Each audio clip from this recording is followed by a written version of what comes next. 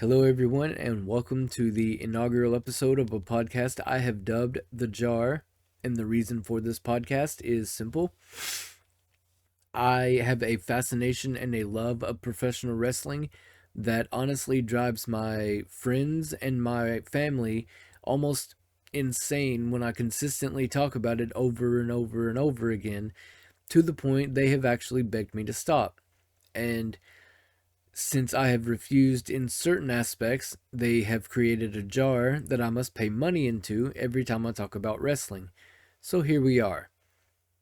In this inaugural episode, I thought I would talk about a little bit about my current obsession with wrestling, and at this point in time, it would be AEW or All Elite Wrestling, simply for the fact that I have had a mixed relationship with WWE since the rebranding into WWE. And that's kind of what this episode is about. I'd like to get into a little bit of that and discuss why I've essentially stopped watching WWE in favor of AEW and international and independent professional wrestling promotions as well.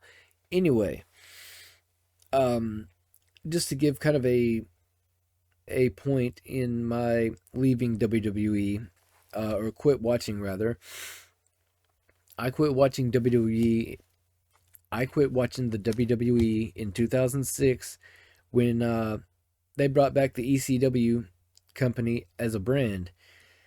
I started losing interest after watching that because the treatment of the former WCW talent, which a lot of them were. I started losing I started losing interest in WWE because of the way they were treating other wrestlers from other companies, specifically companies from WCW and ECW, because there were a lot of great wrestlers in WCW and ECW that were relegated to mid card and comedy status. The first one that jumps to mind immediately is Booker T.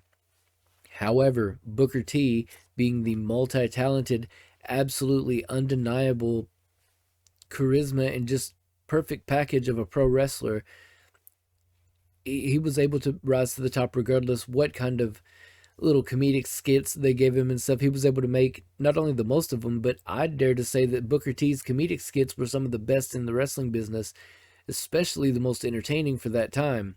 It really laid the groundwork for a serious pro wrestler, somebody who's like, a big time, serious world heavyweight champion can have a comedic side, can have a softer side, can be a little bit more fluid with it and not just rigid and stiff and kind of one direction and everything, kind of like one track mind and everything. It kind of gave Booker T a little bit of more creative freedom, in my opinion.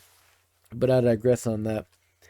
Um, After they brought in Booker T and a bunch of other WCW talent and ECW talent with the whole buyout and everything of WCW and ECW, they went on to put, like I said, Booker T and several other top WCW and top ECW stars as mid carders and not really jobbers, but some of them were relegated to glorified jobbers, and that to me is just shows the lack of, not necessarily respect, but just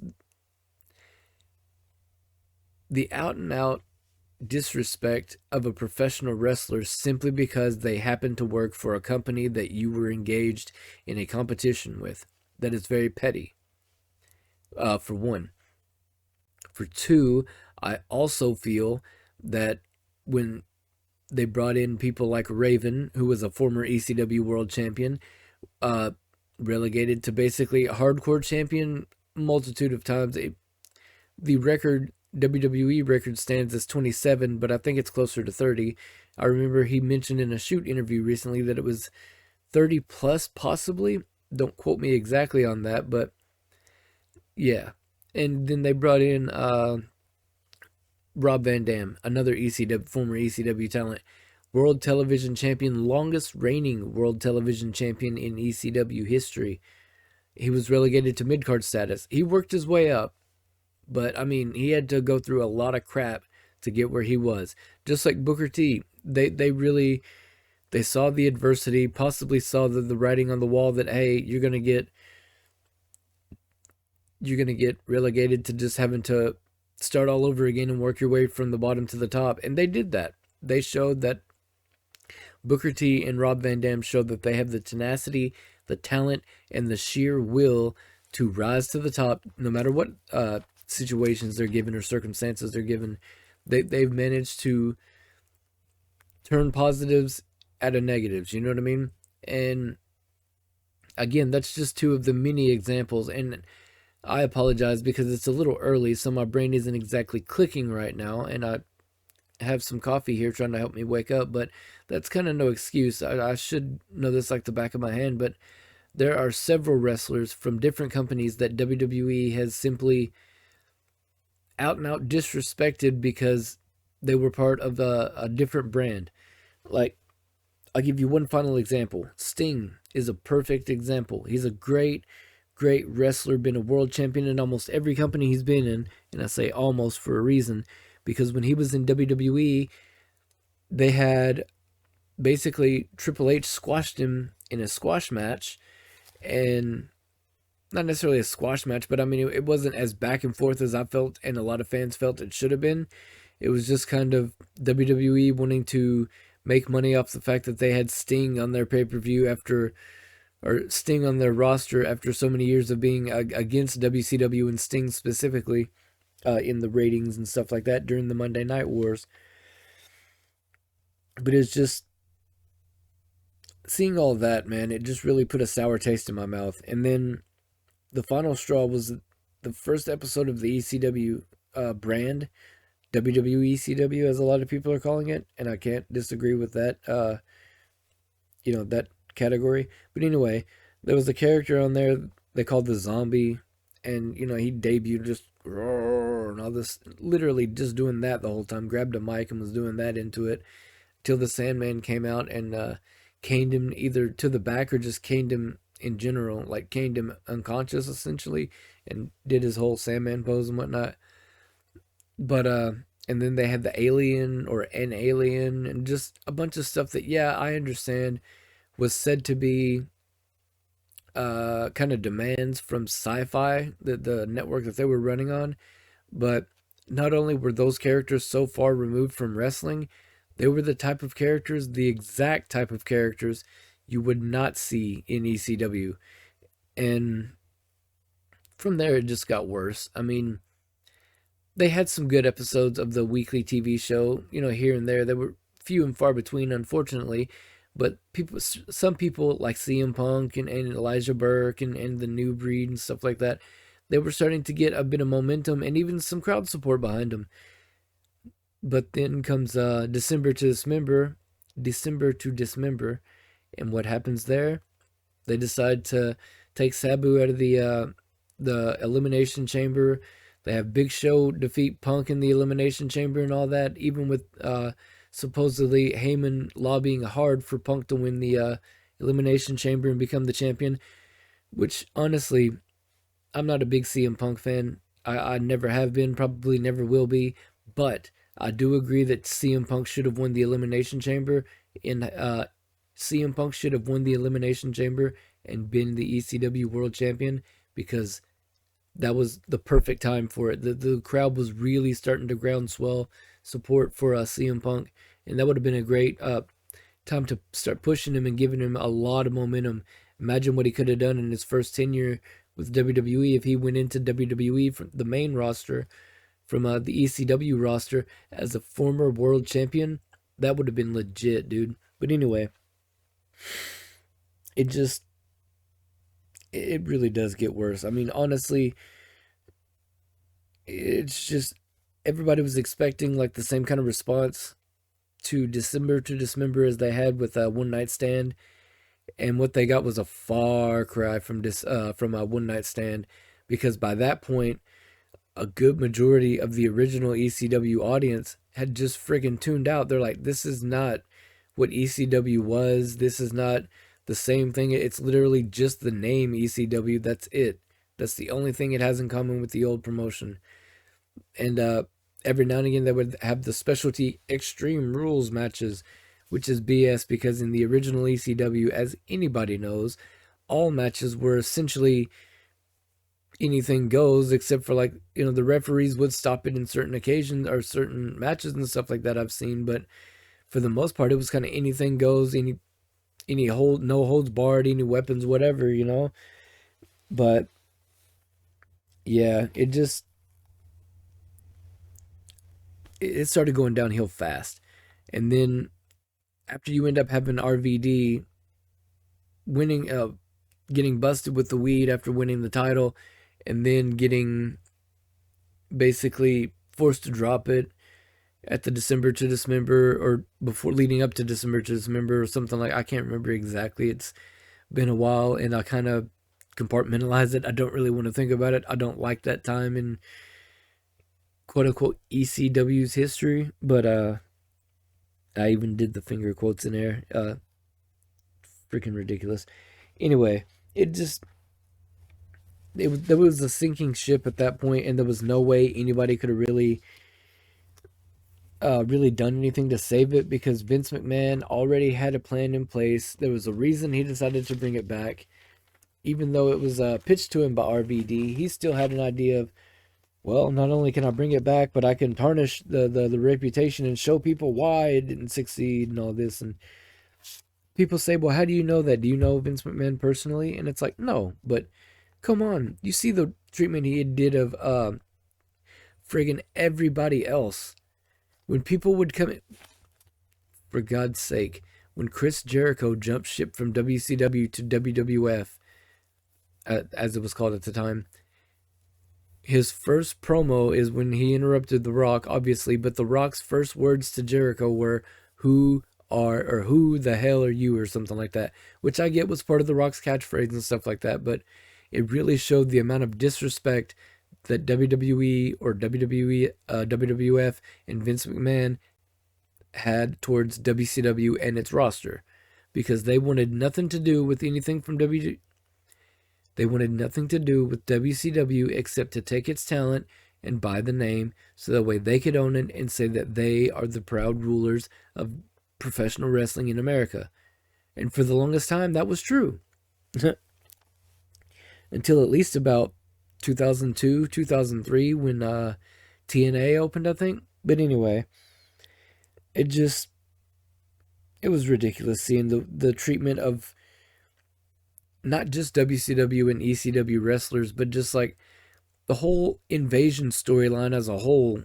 Right there, that tells you all you need to know. That complete crap, and it harkens back to freaking one time, or the time that I should have honestly stopped watching WWF, was when Vince McMahon was revealed as the higher power in the Ministry of Darkness angle.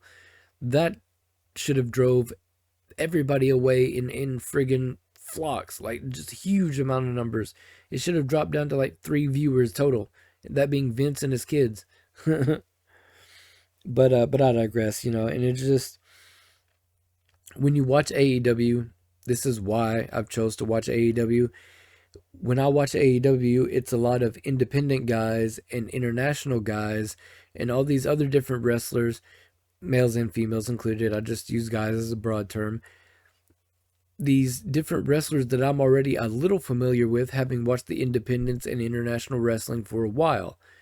Like I said, I stopped watching WWE in 2006, but I didn't stop watching wrestling. I just started watching independents and international wrestling like AAA and NJPW and CMLL and just all these different promotions. I know there was only a couple, but still all these different promotions from like England, Australia, the UK, Ireland, places like that in the UK, up in Canada, down in Mexico, over in Cuba, just all these different places, Japanese, Korean, just all these different wrestling promotions, trying to absorb as much pro wrestling as I could, because WWE, when they rebranded from WWF to WWE, that to me was the number one breaking point. It was just too much.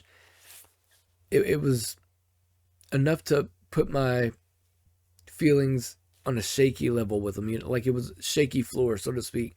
like a like cracked ice, just waiting for it to shatter and fall through to the water. And after that, they brought in the invasion storyline and did all that crap. Then they rebranded to WWE, and then they just started again. They phased out the whole attitude era to bring in the ruthless aggression era, and I had no problems with the ruthless aggression era in terms of like the people that was trying to build up and stuff. But for the most part, WWE has been very selective on who it wants to allow to become top stars. I mean, Rock became a big star, then he went off to become a movie star. Austin became a big star, then he decided to just no show. Undertaker became a big star, and he literally ran the company until he retired. Ran with the company, being like the brand ambassador, so to speak, or at least the locker room leader, as many outlets have reported.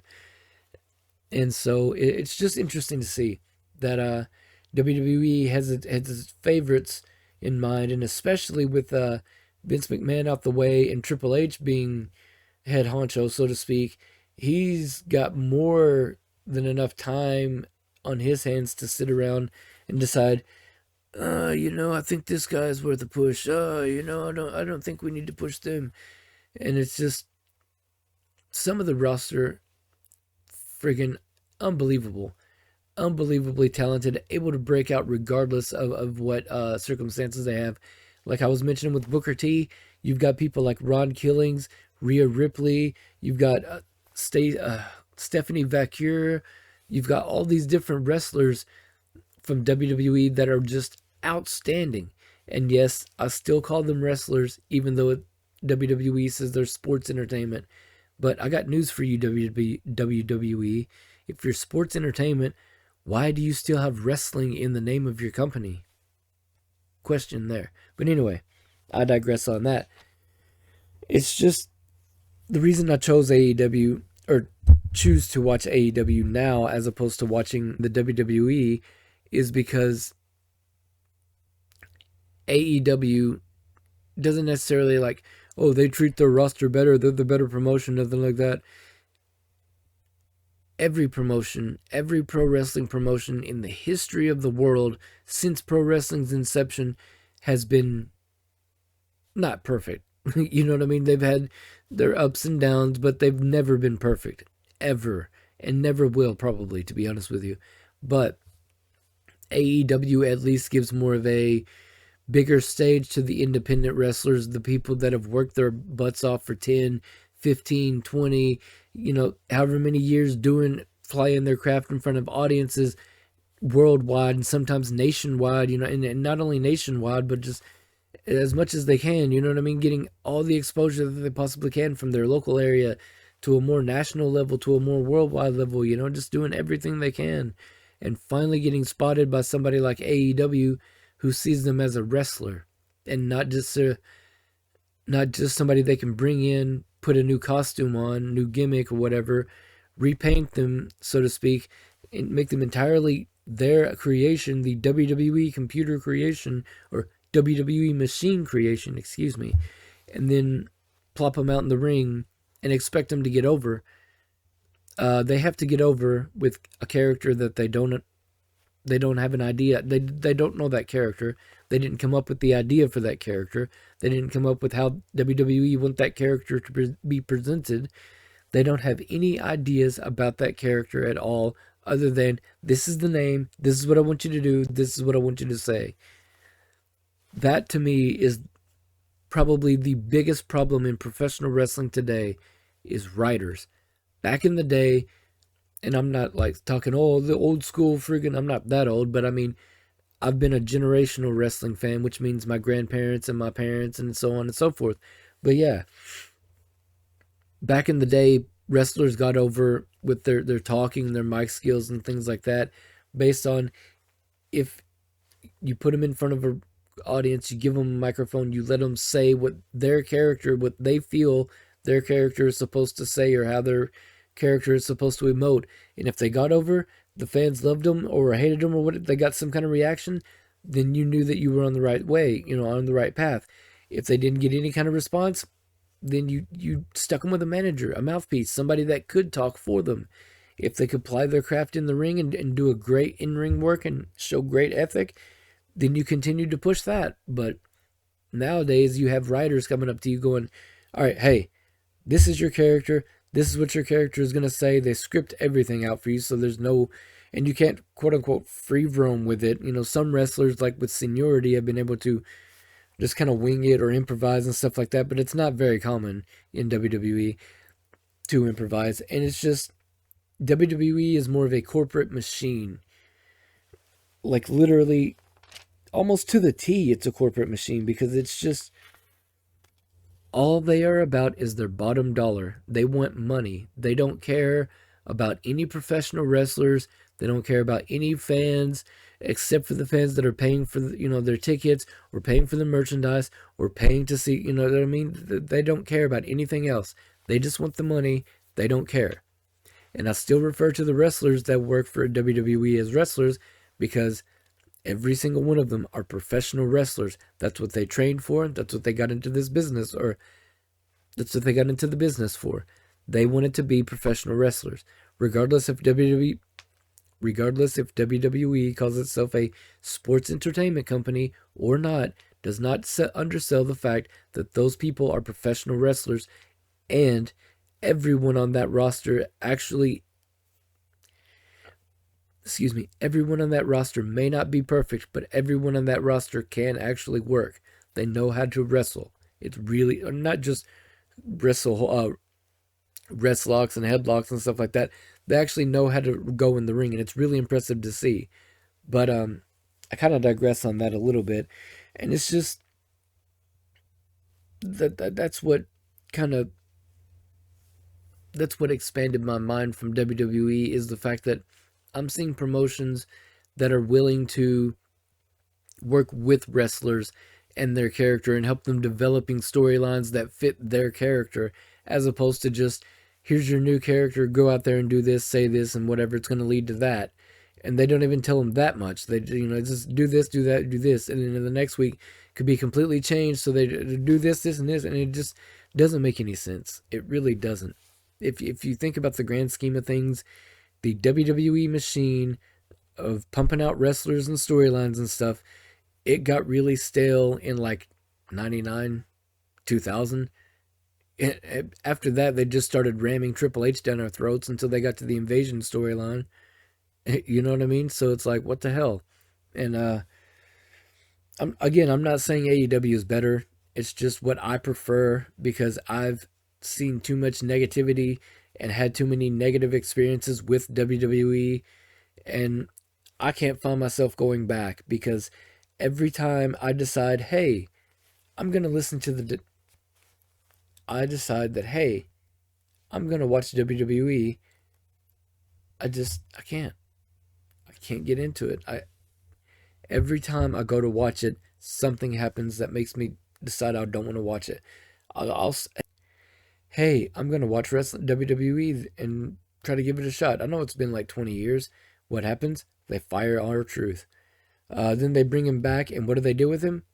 Absolutely nothing. And then it's to the point where they bring in Danhausen, and I've got no issues with Danhausen. I actually love the character Danhausen. But they bring Danhausen in, and now there's rumors that he's going to be setting up a match with R-Truth at one of the pay-per-views or something. And again, I have no problems with Danhausen, but Danhausen has never been a worker. He's more of a comedic spot wrestler, kind of. And R-Truth is a worker who can do comedy. That's two different types of wrestlers. I understand that I understand that WWE is expecting, oh, these two are going to work great together because they're both comedic wrestlers. They're really good at it. There's a big difference between being comedic in wrestling and being a comedic wrestler, because they'll see if they actually put those two in a match together. I think they'll see exactly what I'm talking about, and I think that will kind of give people a better understanding of what's going on.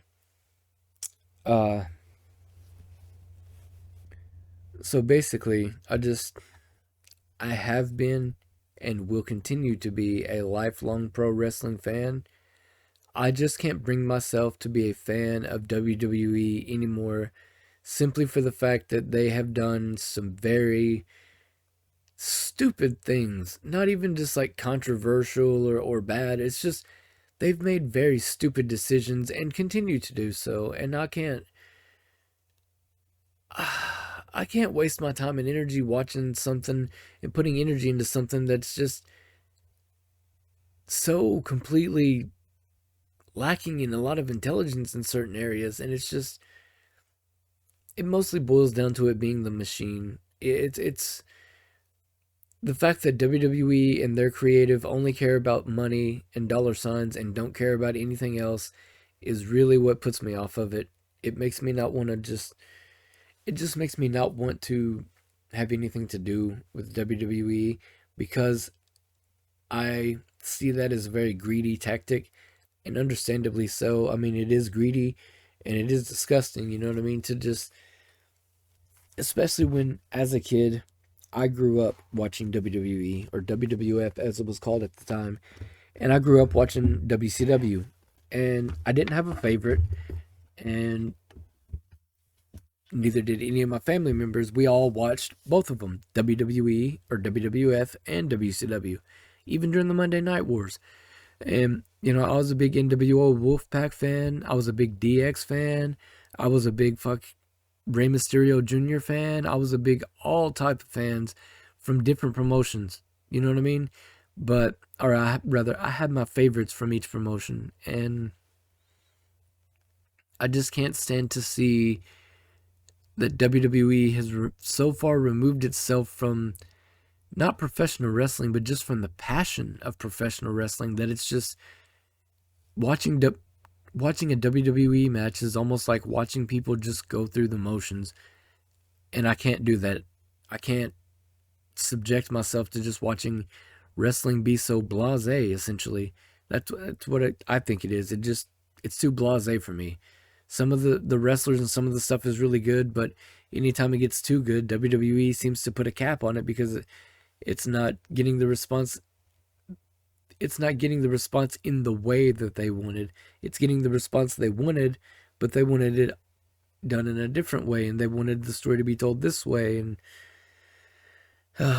it's ridiculous. I mean, I could go on for hours and hours about how much WWE has changed, and it's, yeah, I understand change is inevitable, but come on, dude, the change was just, it wasn't necessarily like sudden, and it wasn't necessarily gradual. It was just kind of a mix of both almost. It was weird, but again, they've done so much stupid stuff with the invasion angle, reveal that Vince McMahon was the higher power, the friggin' the whole what was the Undertaker's American Badass gimmick, to where they had the Undertaker always being billed as an Undertaker, a literal corpse, is now riding around on a motorcycle, tattooed up, chewing backer and stuff like that. And I have nothing against the Undertaker's badass gimmick. I like the Undertaker, huge Undertaker fan, have been my whole life.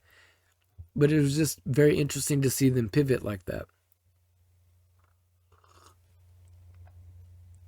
And then, you know, with the whole ruthless aggression era, they're trying to show that, yeah, we're still aggressive and we're still outrageous and all this, but we're toned down, though. We're not as X-rated as we were in the 90s. And I get that. I understand trying to rebrand for like I understand the rebranding for like advertisers and stuff like that. It absolutely makes sense, and I'm not complaining about that, but I'm just saying the pivot was so interesting to watch because it seemed to come out of left field a lot, but I don't know.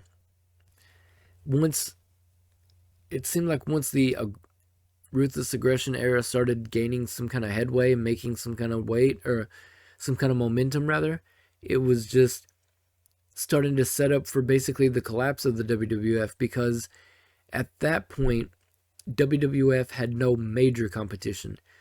There was some independent promotions like TNA, and then you had Ring of Honor, and then you had a couple other little promotions like that, but there was no real competition on a major scale that like WCW was, because it was like WCW was global, WWF was global. You know what I mean? They were fighting each other all across the planet.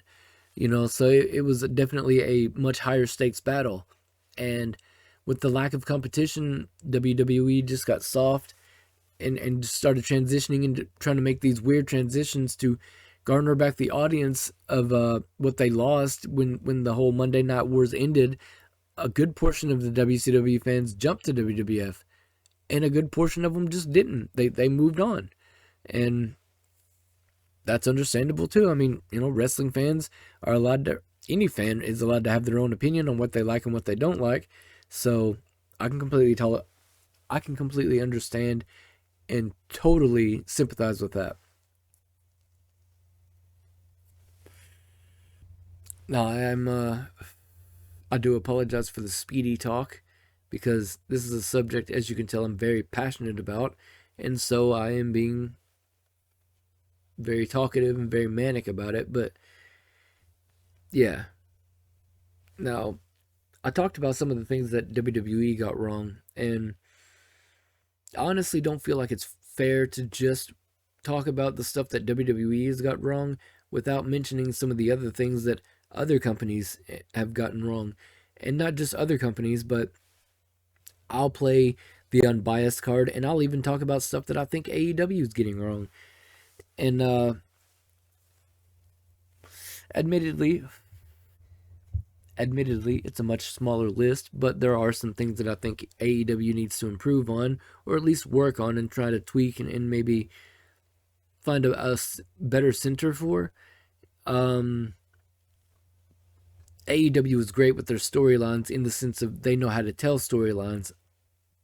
Unfortunately, some of their storylines seem to drag a little too long, and I understand long-term booking. It's smart in wrestling, and it's very, very timely used. You know what I mean? But they have to kind of know when to make short storylines and when to make longer ones. Because some of the ones that should have been a little bit long were cut relatively short, and some of the ones that felt like they should have been much shorter drug on for way too long. And they didn't have a satisfying end really. So it just like for example, I'll give you one right off the top of my head.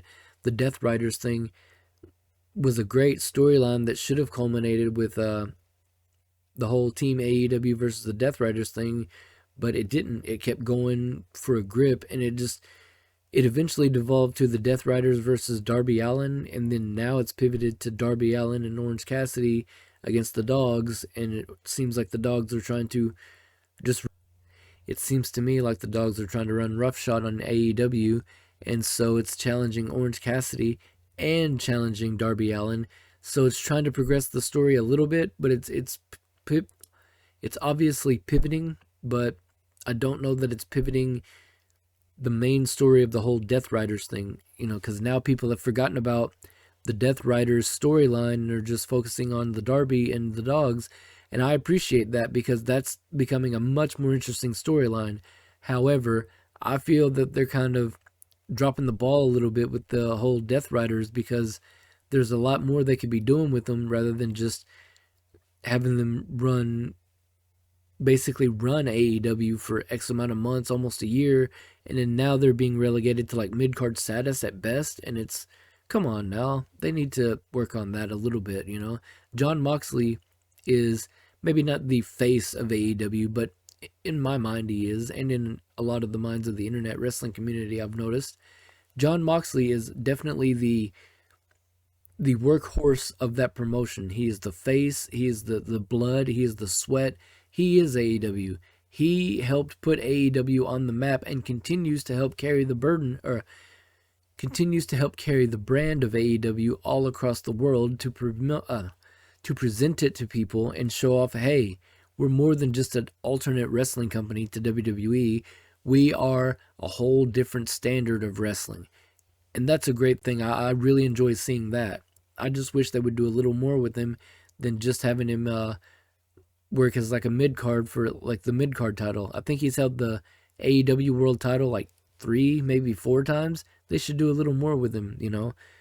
But and also the injuries. They need to slow their wrestling down a little bit because it seems like every couple of months or every major show almost, at least one or two wrestlers get injured and it drops their roster. And it's like big time names that get injured, you know what I mean? Like Osprey or Swerve or Hangman and all this, or MJF. And it's just people getting injured and hurt. And it's not really helping the brand because they're having to pivot and they're making a lot of wrestlers' world title reigns look very weak in that they're having to wrestle these kind of throwaway matches with these opponents that the fans aren't interested in seeing. So again, like I said, it was a bit of a smaller list, but I can at least admit that WWE isn't the only promotion that's making wrong decisions in wrestling, or at least what I think are kind of bad decisions. WWE has a long WWE has a longer, more tenured history, so of course they're going to make more mistakes. But because only time will tell if AEW will make worse mistakes. But fingers crossed and hoping that they don't. So that's all I can say about that. But it's a matter of preference.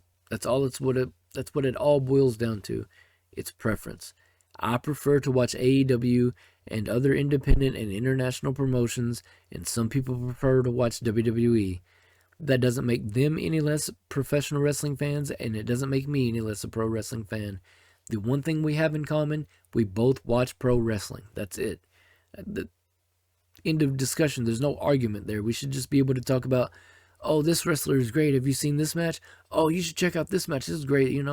We should be able to just chit chat and have a great time, talk about wrestling, share memories of our favorite promotions or favorite wrestlers and stuff, and just have a great time. I mean, I don't get all the hostility amongst a lot of the wrestling fans, especially if somebody were to rent out a Super Bowl stadium and pack it with nothing but pro wrestling fans and just have a huge wrestling, like a huge jumbotron in the middle of the stadium playing wrestling all the friggin' time. As soon as one match ends, another one starts. And not just from one promotion, from every promotion that's out there. It would be constantly going. It would be so much fun. I would be first in line to grab a ticket.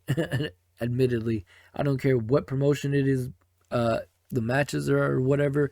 I'm being first in line to grab a ticket because I want to see that. Being surrounded by that many wrestling fans would be awesome. All of us just enjoying snacks, drinking a little bit of our sodas and our waters or what have you, watching some great wrestling, cheering, booing, just getting excited and everything. It would be a blast. That sounds like a dream come true for me.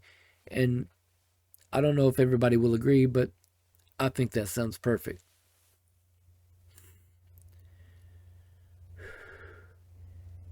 One thing I have to admit is AEW has brought in a lot of independent wrestlers, both tenured ones and kind of new ones, and I'm really interested in seeing some of the newer ones that they're bringing in because a lot of them I have absolutely no familiarity with, so it's really cool getting to see them in the ring and trying out their moves and things like that and getting things set up. Really digging that.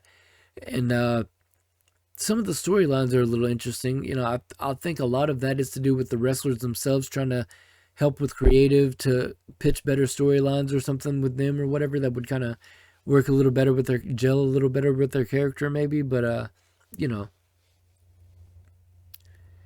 something to kind of keep an eye out for is just all the different and amazing talented wrestlers that come through every single wrestling promotion. For example, Lucha Underground. They had Seth Rollins. They had oh shoot, I can't remember her name, but they had there's at least 5 or 6 wrestlers that are wrestling for WWE that were in Lucha Underground. That's awesome to me. That means the audience that saw them, or the audiences that saw them wrestling in Lucha Underground and around other areas around that time in their career, are now enamored and just probably flabbergasted that they're getting to see them on the grandest stage of them all, like the biggest wrestling stage in America. Whether people want to agree with that statement or not, WWE is the biggest boss in town. That's the way it goes. You know what I mean? That's the way it's been since at least 2003. 2002, 2003, something like that. But anyway, getting to see their favorite wrestlers that they've watched in like indie promotions, or like when they went to see like one quote unquote house shows, live events or whatever, and then getting to see them in like Lucha Underground on TV. They're like, oh, they finally made it, Tyler Bach or whatever, aka Roman, not Roman Reigns, but Seth Rollins. And then getting to see them go to even further places, like, oh wait, Seth is in WWE now, what the heck? And it's just, you know what I mean, it's awesome. I love seeing stuff like that. When I was a kid, I went and saw wrestling quite a few times, in person, and I never really seen any big names that would become bigger names later on. But when I was in my teens, I did go to a WWE house show event and got to see several wrestlers, like, kind of close, because we were almost up in the nosebleed, so it was kind of close. But when we were outside and getting tickets, I got to see them. But at the time, TNA, specifically BG James and Kip James, aka Road Dogg and Billy Gunn, from a formerly Road Dogg and formerly Billy Gunn of WWE and DX, were doing a thing where they were at the house show. They were working for TNA at the time. They were at a house show, and they were kind of doing the thing where, like, they were invading a WWE event, sort of like how WWF did with WCW back in the day. And so I got to meet Road Dogg and Billy Gunn, and we got pictures with them and whatnot. And so it was really awesome experience.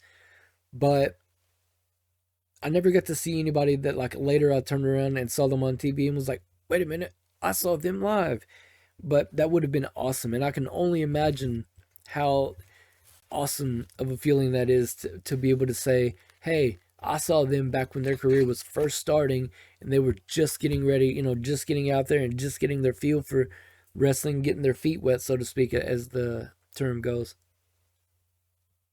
The reason why I've kind of explained all that is to hopefully give everybody an idea of where I stand in terms of my pro wrestling viewing source. Like I said, I've watched and continue to watch a lot of international wrestling. I've kind of dropped off the independent scene a bit lately, but that's because AEW came along, and I've started finding a alternative to the indies, because you get a lot of mix of different indie wrestlers with your international wrestlers. So you've got people coming in like Juice Robinson wrestling against guys like Roderick Strong and things like that. Matches that you didn't think you would see, but matches that you're happy you get to see. You know what I mean? So it's just really cool. It's something that I've really been digging, and I'm glad that everybody's found their own little thing in pro wrestling, because I have two really close friends who they love WWE,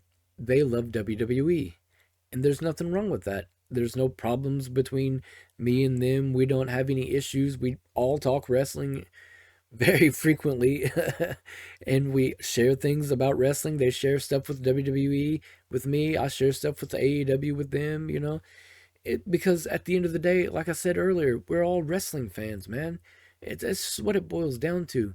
Stop all the friggin' arguments. Stop all the hate. Stop all this bitching and whining and moaning, man. We're all fans. We're just fans. That's all it is. And honestly, even if we were pro wrestlers, I don't think we would have the right to yell at other pro wrestling fans about what they like and what they don't like, and why they should like something and why they shouldn't like something, because everything is opinionated, opinion based, and subjective. It's all based on what we decide we like and what we decide we don't like. One thing you might like is something that your brother or your sister or your best friend may not like. So, it doesn't make y'all any less friends or family or whatever. Just means y'all disagree on that. So the hell what? Get over it. Come on. I mean, if you're an adult and you're still arguing with people like that, like you're stuck in middle school, for Christ's sake, you need to grow up. Come on, dude. There's a lot better things you could be doing with your time than sitting around arguing with some kid on the computer about how CM Punk sucks and you think Brock Lesnar is the best, or vice versa, or whatever. It doesn't matter. Yeah, so and so sucks to me, but they may not to you. Like personally, I friggin' hate CM Punk. Like I said earlier, never have liked him, never will probably. Don't care. I say probably because I can't predict the future. I don't care for CM Punk, and that's fine. There's a lot of people that do like him, a lot of people that love CM Punk, and they're right to have that opinion if they want to. I don't care. If I met them, do you think it's going to cause a problem? No, or at least not on my end. For them, maybe. I don't know. I don't care. I really don't care. They like pro wrestling, so I'm definitely interested in talking to them, at least hearing what they have to say about it. Pro wrestling, of course, seeing what they like about it and what they don't like about it. Maybe we can find some common ground, chit chat. One thing that I really, really wish that one thing that I really, really wish American culture would adopt is the whole drinking tea. Not necessarily like we need to drink tea specifically, but just like sitting down with somebody and just having coffee or tea or what have you, and just chit chatting, shooting the shit, as it were. You know what I mean? Just talking about random nonsense. In this case, I would love to sit down with somebody, have a nice cup of coffee, and just talk pro wrestling for at least a couple hours. And no heated arguments, nobody yelling at each other, just being opinionated, being a little goofy, you know what I mean? Quoting our favorite wrestlers or stuff like that. I can't even begin to tell you the amount of times I've been kicked out of school for doing the DX suck it. Actually, I want to tell you this quick little story. I'm sorry to interrupt myself, but this just popped in my head. I kind of remember this.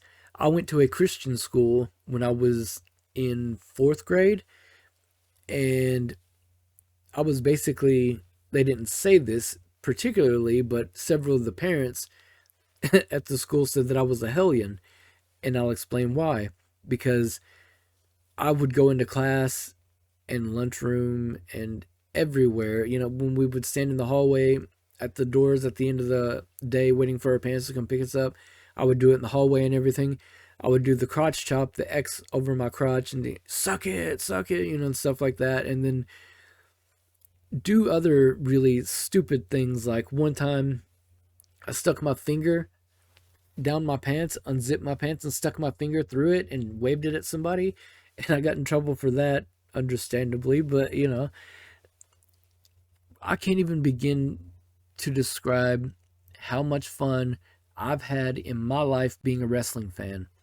Wrestling in the front yard with all of my friends when we were kids, just having a great time on an old mattress, rock bottoms, and friggin' stone cold stunners, and freaking bookends, and the spinneroonie, and then friggin' submission holds, the figure four leg lock. Come on now.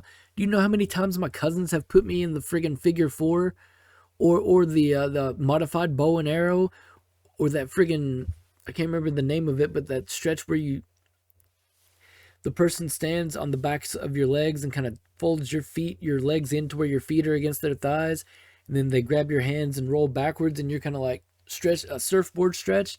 I can't remember the exact name, but it's some kind of surfboard. Do you know how many times I've had to suffer through all of that as a kid? And I loved every minute of it. It wasn't necessarily suffering when it happened because it hurt, but I loved it. I've had my dad choke slam me. I've been thrown through drywall. It's wrestling has been a big part of my life for so many years, my entire life, to be honest with you. And I I can't imagine it never being a part of my life. You know what I mean? I just can't imagine never being a wrestling fan or having something to do with wrestling in some capacity. It's ingrained in me. Like I said, my grandma watched it. Up until she died, she watched wrestling, and she was a huge Roman Reigns fan. So, again, that goes to show you she's a WWE fan, and we never had an argument about it. Anyway, so, and talking about, like, my grandma was a wrestling fan, my dad was a wrestling fan, and then I can't remember the exact year, but one year for Christmas, I think it was WWF Royal Rumble, and me and my dad would play that game all the friggin' time. And I remember Dad would play as two wrestlers. Specifically, he would always choose one of two, The Undertaker or The Ultimate Warrior. And I always chose one of two, The Undertaker or Tatanka. Because I love Tatanka, man. That Native American. Are you kidding me, son? I love me some Tatanka, man. He was the bomb. And just having so many countless hours and days poured into playing that game over and over and over again. After school, my friends would come over and we'd just play that game over and over and over. It was so much fun. I've had a blast being a wrestling fan, and that's why it kind of hurts my heart when I talk about wrestling to a lot of my other friends, and they kind of get annoyed with it because it's like, it's brought me so much joy, and I feel like if they would just open up and be a little more receptive to wrestling, I think it would actually bring them a little bit of joy as well. They would probably be not like better people or anything, but they would just have something to take their mind off of their day or their week or their woes, what have you. You know what I mean? And just be able to relax and forget it for a couple hours while you watch a pay-per-view or the weekly television shows or what have you. You know what I mean? Whatever, and just relax, man. Just don't stress out so much. Just let it all happen, as it were. Let the world happen. Just relax, sit down, watch something, kind of ease your mind a little bit. Don't focus on your troubles. Just focus on what's in front of you. Laugh, boo, cheer, clap, whatever. I personally, even though I watch wrestling on my computer as opposed to like on the TV or whatever, or like in person, I still clap because to me, I'm right there ringside. I don't care what anybody thinks. You know what I mean? I know it's disturbing for everybody else. Trust me, my family does not like it. They're not huge fans. But to me, when I'm watching a wrestling match, I'm right friggin' there. Front row. I can see everything. And I'm immersed. I am so immersed in it. My I need to slow down and calm down. I'm getting so worked up that my southern is coming out. I apologize. I apologize for the fast talking and for the switch in accents. It's just, man, I'm really passionate about this. It's something that really means a lot to me. Because, like I said, wrestling has been in my life my entire life. And when I say my entire life, I don't just mean my dad was a huge wrestling fan, so I'm into it as well. I mean, my grandma, my dad, and all my uncles and stuff on my dad's side, and my aunt. And guess what? On my mom's side, her grandfather was a huge wrestling fan, and so are my uncles on my mom's side. And my mom's not a huge wrestling fan, but she's a wrestling fan. She watches it every now and again. And so I had like a double dose of it. My whole family just absolutely loved pro wrestling, and the apple doesn't fall far from the tree. As soon as I was sprouting out of the ground, I was watching pro wrestling. And I call myself Dusty. I mean, my name is Dustin, but I go by Dusty because the great Dusty Rhodes. I mean, come on now. You can't tell me that if your name was Dustin, you wouldn't go by Dusty in honor of the great son of a plumber, Dusty Rhodes, the American Dream. I love the American Dream. He is the most wonderful man in wrestling because even though he's built kind of big, and he seems a little awkward looking, he can move so fluidly and just shake and jive and wrestle. That man he's a perfect package of wrestling. He's got everything: the charisma, the mic skills, the movements, the wrestling, the swag, just everything about Dusty Rhodes says, I got this. Like, you knew he was going to become a success no matter what he chose to do. I'm just very thankful he chose to go into pro wrestling. One thing that probably hasn't helped in my being wired up is drinking coffee on so consistently. It's definitely getting me up there, getting me going. But I have to admit, like I said, earlier, it's a little early, so I've had to kind of get myself awake. But I feel like after talking about this, I've definitely sprung awake. You know what I mean? Definitely more coherent and more aware and things like that than I was earlier. So, yeah.